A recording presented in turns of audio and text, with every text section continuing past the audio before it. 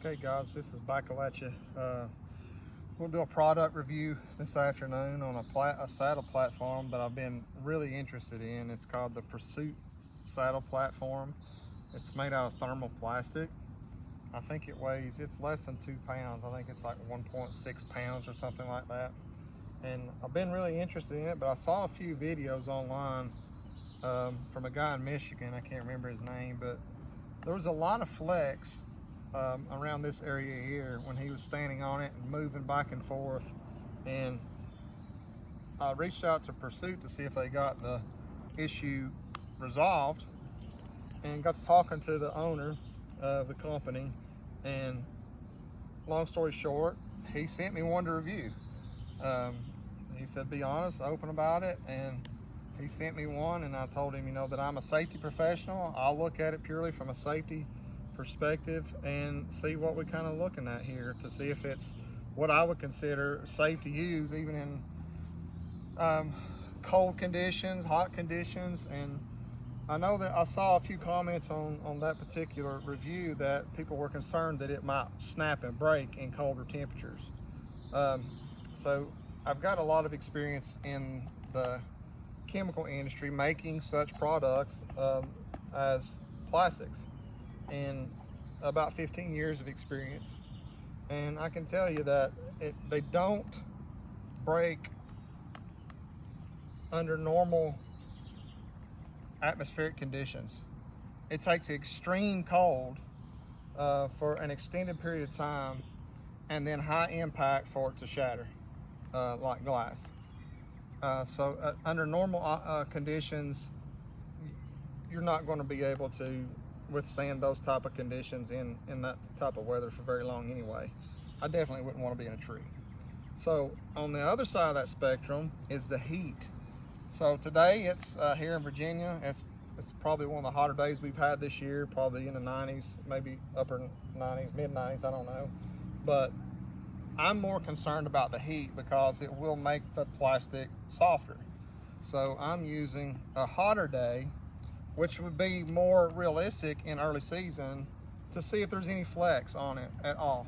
And if you can see in, if I can get my wife to zoom in right here on the very end from here to here, there's no flex whatsoever when I push on that. And I'm 6'1", 210 pounds, so I'm an average size guy. And I'm pushing on both sides, and there's no flex in that whatsoever. Now there is a little flex here at this fulcrum point from there to the tree, but that is not any more or less than what I have with my aluminum platforms. So that is characteristic of a fulcrum point, because you do have a distance between here and the tree.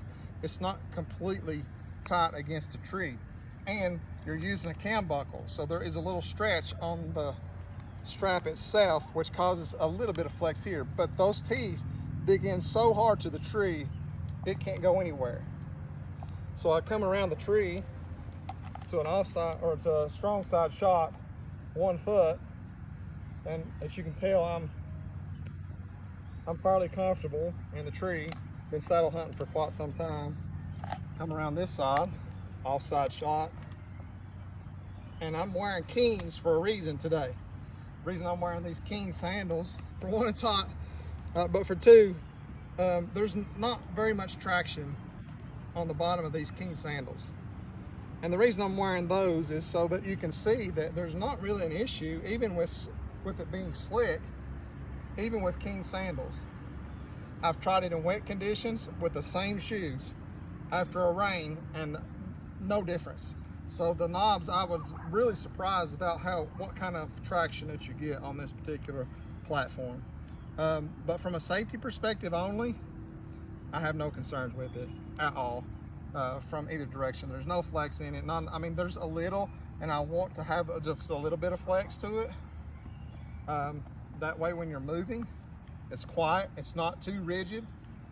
It's not going to be as big as the tethered platforms or a Hawk platform or some of your bigger ones, but it's also a quarter of the weight too. So you do have to compromise somewhere. I like that it has the sloped angle, because I am a leaner, in the tree, I like to lean against the tree and not sit.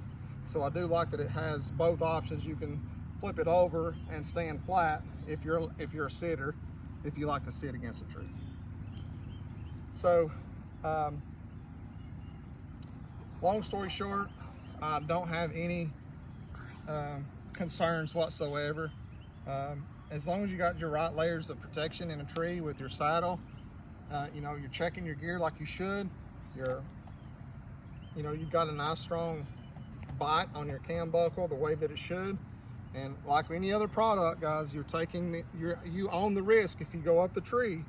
Anytime you come off the ground, you own that risk. So that's my review of the platform, and I'm not getting paid for this review at Slow Everett. They asked for an open, honest review, so they did send it to me to do a full bore review on it, and I'm giving an open, honest review. So I'm extremely pleased with it, and I'm going to try it out this fall to see what it's like for an all-day sit. But honestly, I think it's going to be more comfortable because of the angle. And I'm probably I've tried it out on the tree with a couple of Bullman steps around the back side, and you can use the same strap, and it's actually the best of both worlds. I'm extremely excited about that. I can add 3 Bullman steps, one here, one on the other side, and then one on the back, and I can truly get a 360 degree. I have a ring of steps and a platform for less weight than one tethered platform. So that's a huge weight savings, and it's smaller, more compact.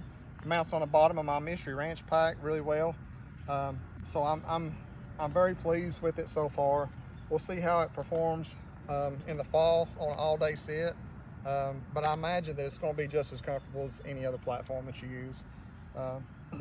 I'm more concerned about the saddle itself and hip pinch than I am with the actual platform itself. All right, thanks. Like and subscribe.